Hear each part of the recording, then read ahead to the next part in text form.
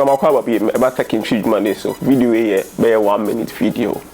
Say obi o video be a Facebook and now kwa e be a problems be say what apps and be app now times be a more issues on say backs being see e be a option reporting problem so I'll be settings no call report like long process but there were be ha the man chini pa do na audience so a phone kita alright but I dey omo dey buy a check but phone kita alright so now we can be fast way no into my mention into my be Facebook okay Facebook on my profile na be no okay my story nice see a person reporting problem see be a dey no be a me find say story am ye obo story no so story no I say be na loading no so data ni alright two person reporting problem na no one say also phone say ya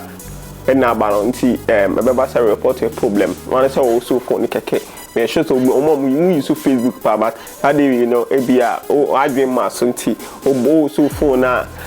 phone na report a problem now I report Facebook for critical problem no report na ma na why explaining it including report na say image na attach na what describe the problem na we encounter na send them on Facebook so there